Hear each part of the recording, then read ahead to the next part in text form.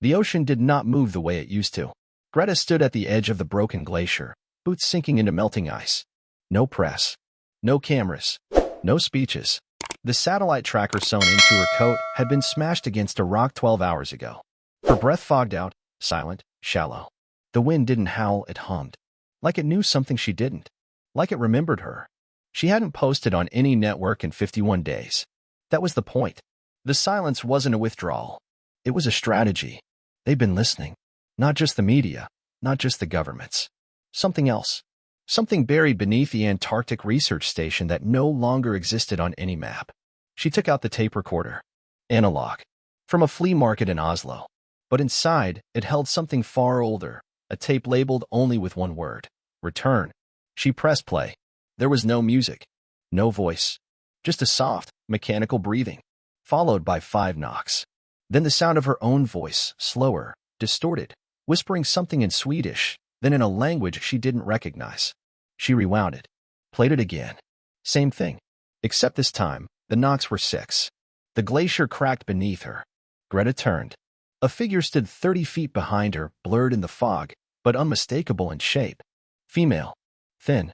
Still. Head tilted. Same scarf. Same posture. Same face. No one moved. Then, without sound, the figure lifted its hand and pointed toward the sea. The water was receding, like a reverse tsunami, revealing a spiral pattern carved into the seabed. She'd seen it once before. In her dream. And in a Soviet diagram shoved under her hotel door in Reykjavik 4 years ago. A voice echoed through the wind, low and broken, like it was crawling through a tunnel. You are sequence B6. They know you're off script. Greta didn't respond. She couldn't. Her throat felt locked. Not in fear, but recognition. A cellular memory. Like she'd been here before, dozens of times, each with the same ending. And now, this time, something had changed. You have 63 minutes to break the pattern. She blinked. The figure was gone. The sea had returned. And far behind her, at the edge of the ice, the red light of a submerged satellite relay blinked alive, despite being offline for 36 years. Greta ran. Down the slope, toward the coordinates she'd memorized months ago but told no one. Not even her handlers. Not even herself. She didn't know what was buried beneath the ice. She only knew she had left it there, once.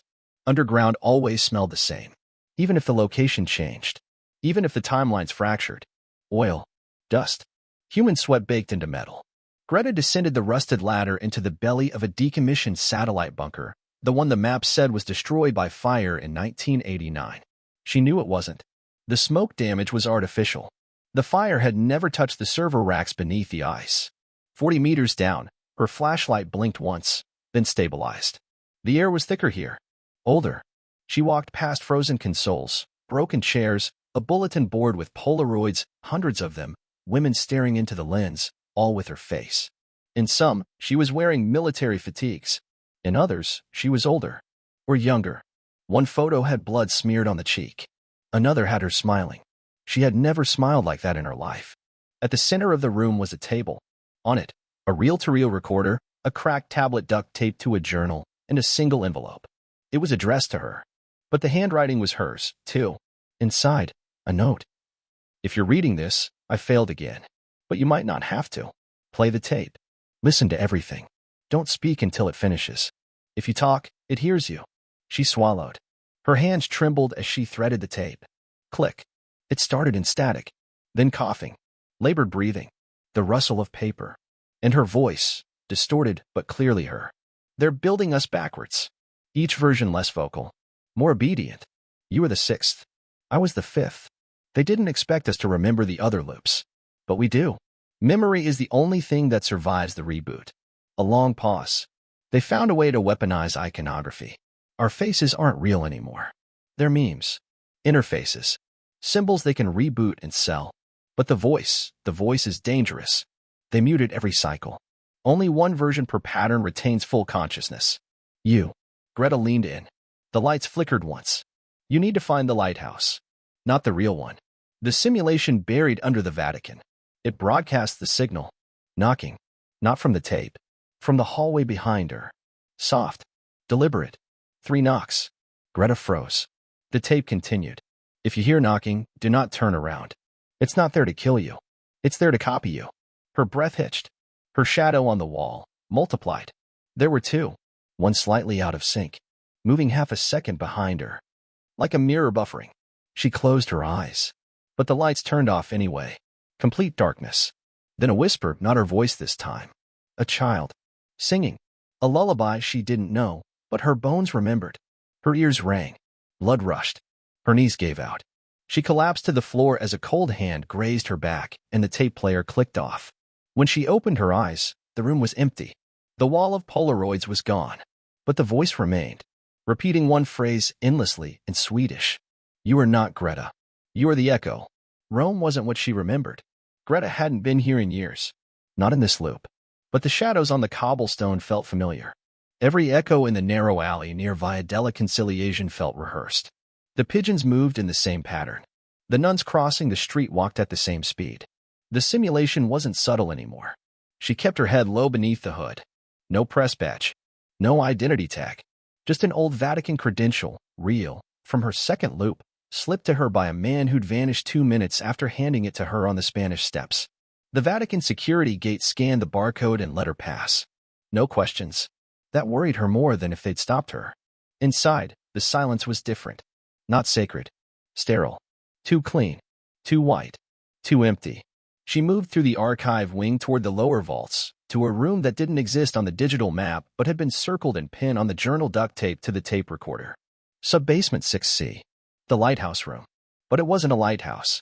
It was a server farm, built like a chapel. Arched ceiling. Candles. Red velvet curtains. And at the center, a massive orb, floating 3 feet above the marble floor. Humming. She stepped closer. Inside the orb, swirling projections. Faces. Her face. Again. But this time, with names underneath. GRDA_01_replica_F. GRDA_03_trial_version. GRDA_06_broken. GRDA_07_pending_upgrade. Each one blinking, alive, nested like code in a database she was never meant to access. Then, static. A voice, not hers, broke through. Welcome, sequence B6. She didn't speak. Please confirm vocal signature. We require verbal verification to proceed. She stepped back. Remember the warning. If you talk, it hears you. The orb glowed red. Faster. The room dimmed. We've been waiting for this iteration. Greta scanned the chamber. The cameras weren't visible, but they were there. Behind the eyes in the statue. Beneath the pillars. She pulled a mirror shard from her coat, salvaged from the bunker in part 1. Held it toward the orb. Let it reflect itself. The orb spasmed. All screens blinked. Faces flickered. And one voice whispered, "That's not possible." That code was sealed in loop 3. Greta leaned in, whispering for the first time. "You're repeating patterns." "I'm not." Sparks flew from the orb. A low groan pulsed through the foundation. The air cracked, like reality itself rejected the breach. And then the entire server went dark. Except for one word blinking on the main screen. Exit underscore? The door behind her slammed shut. A voice, different now, robotic, panicked. Do not answer. That prompt is a trap. It resets the loop. Greta turned. Behind the orb, a shadow stepped forward. It was a woman. Maybe 40. Maybe older. Same face. But her eyes were gone, replaced with a smooth silver sheen. She smiled. Not kindly. I'm what happens when you speak. And then she lunged. She didn't remember falling. Only the sound. A tearing noise, like fabric ripping in water, not sharp, not loud, but constant. When Greta opened her eyes, the world was paused. Not frozen. Just waiting. Colors hovered. Particles lingered midair. The air itself buzzed, as though it were deciding whether or not to resume. She was in a room with no walls. Only screens. Millions of them, floating in a grid that extended into infinity like some server void. Each screen played a memory, but none were hers. A woman in a raincoat screaming in Finnish. A child alone in a Paris subway. A boy opening a letter marked, "Loop failed." A man with her face, crying over a candlelit cake. Then static. All screens flickered. Then switched to her. Greta. Different versions. Different timelines. One looked like a soldier. One like a nun. One had no mouth. One was entirely still, staring straight at her. And suddenly, she felt watched. Not by the screens. By herself. Behind her, a voice, no longer masked, not robotic. It sounded tired. Almost human. You weren't supposed to get here yet. Greta turned. A man stood in front of her. Late 30s. Thin, angular. His badge read, Iteration Architect. LEM_04. She blinked. You're not real. He smiled. I'm not the important part. He raised his hand. A screen shifted. It showed a girl, 10 years old, yelling into a classroom in 2019. Passionate. Fierce. Innocent. You were pure in the beginning, he said. We didn't build that. That's why you broke the loop. Greta stepped forward. What is this? A rendering zone, he said. The moments in between when you die and when they rewrite you. She swallowed. So I'm dead. He shook his head. Not yet. Just paused. This is the choice point. You either go back or finish it. Behind him, a doorway appeared, glowing, blue and pulsing like a vein. It leads to what came before the loops. The original memory. Greta narrowed her eyes. Mine? No. Hers. He pointed. A screen showed a girl, very old footage. Black and white. Sweden, 1898. Same face. Sitting in a field, sketching. Then looking up at the camera, blinking, like she knew someone was watching. The first iteration, he said. The prototype before code. Before mimicry. The one who remembered everything. Greta stared at it. Her lungs ached. Her hands buzzed. What happens if I walk through? His smile faded. You stop being the symbol and become the signal. Greta stepped forward, then stopped. She turned, looked back at the wall of screens. They were all watching her. One by one, the versions of her on each screen lifted their hand and pointed behind her. Greta spun. Nothing. Until she looked down. A countdown had started. 59 seconds. The voice in the room returned. Only now, it wasn't male. It was hers. Older. Weary. Angry. Run. The sun was too bright. When Greta opened her eyes, the room was already awake. It was wide, with white marble floors, soft glass walls, no shadows. But it was the sound that hit her first. Applause. Hundreds of people stood in a semicircle beyond the wall, watching her, clapping slowly, rhythmically, like a ceremony, like a resurrection. She was lying on something soft. A bed? No. A platform. Above her, the ceiling shimmered and displayed her name. Greta_06_ recovered. She sat up. A wave of nausea hit her, like her body didn't recognize gravity anymore. A woman in a pale uniform stepped forward. Welcome back, she said. Where am I? Greta asked, her voice raspier than ever. You're in the archive dome, the woman answered. Node, Geneva. Loop Center 3. Greta looked around. Every inch of the room hummed with sterilized calm. Screens. Data scrolls. And in the far corner, a glass case with something inside. A doll. With her face. The woman spoke again. You were offline for 22 minutes. That's the longest any Greta has ever been unsensed. You've broken protocol. I didn't agree to any protocol, Greta said. The woman didn't blink. Of course you didn't. But the prototyping you did. Greta stood. Her knees shook. I want to leave. Leave what? This. The program. The sequence. Now the woman's face softened, almost pitying. There is no outside anymore. Greta's breath caught. The woman continued. You're not an influencer. You're not even a person. You're a timeline stabilizer. You're broadcasted into consciousness zones to maintain emotional continuity during climate destabilization events. You are empathy firmware.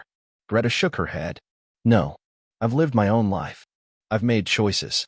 You've performed those choices, the woman said. But the script comes from loop 1. You're just replaying resonance. Greta staggered back. Then why do I remember things that weren't in the script? The woman paused. That made her flinch, ever so slightly. That, we don't know. Greta turned and looked at the glass. Her reflection split. Fragmented. The version of her in the glass blinked out of sync. And then whispered. Don't believe her. This is loop 8. Greta looked around. The people were still clapping, but their mouths weren't moving. It was a sound file. A loop. None of them were real. The woman stepped closer. You're glitching again, she said. We'll begin memory stabilization. A wall opened. A syringe was rolled in on a chrome tray. Greta backed away. And that's when the fire alarm rang. Only it wasn't a drill. The lights turned red. Sirens. And a voice over the intercom screamed. Unregistered sequence has entered the archive. She's not from this loop. The woman froze. That's not possible. But Greta already knew. The countdown from before? It hadn't been for her. It had been for her arrival. A second Greta, one not bound by protocol. And as the glass across the room shattered and another version of her stepped through, bleeding, barefoot, eyes full of rage, the room went black. There were no lights, no time, just the humming, the low, mechanical dirge of an archive caught in error. Greta's breath came in bursts. She could hear her own heartbeat, but not the footsteps behind her. The second Greta, the other version, moved without sound. Not like a ghost, like a mirror with purpose. They stood in the middle of the archive dome. The crowd? Gone. Projection files shut off. Alarms silent now. Just two versions of the same face, staring at each other across a breach. "You're not supposed to exist," whispered the first Greta. "I don't," said the other. "Not yet." She stepped forward. Same face, same voice, but something different in her eyes. Something deeper than anger. A memory older than the loop itself. "They told me I was malfunctioning," the second Greta said. "That memory retention was an error." Greta nodded. "It wasn't." "No," the second Greta whispered. "It was resistance." A screen flickered to life behind them. An old video. The real one. The first Greta. From the real world. A shaky handheld clip, her younger, human self, yelling at a climate conference, voice cracking, crying, real. No edits. No filters. No branding. The girl who started it all. "She forgot," said the second Greta. "Or they made her forget. But we remember." Greta's eyes welled. "Why did they do this to us?" "Because silence is profitable," the other answered. "Because outrage sells. Because empathy can be cloned." Greta stepped forward. "What do we do?" "A beat. Then we kill the loop." The plan wasn't elegant. It didn't require code. Just timing.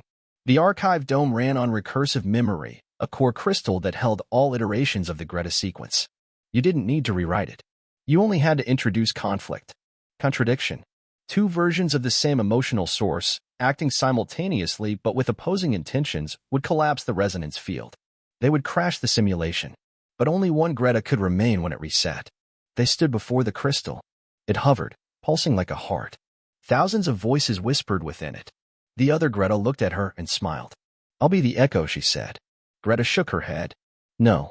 You've already carried it longer than I have. But you're still real," the other replied. They both reached for the crystal. Their hands touched. The impact lit the room in blue fire. Every screen in the Vatican dome blinked white. Then silence. Total. For a moment, there was no world. No memory. No script. And then, a single screen came back online. A live feed. A girl. Standing at a podium. Real. No filters. No makeup. No branding. No echo. Just Greta. Flesh and blood. Speaking. And this time, it was her words, not anyone else's. And somewhere, deep in the archive code, one line was overwritten. GRT_SEQ_terminated. Human_instance_restored.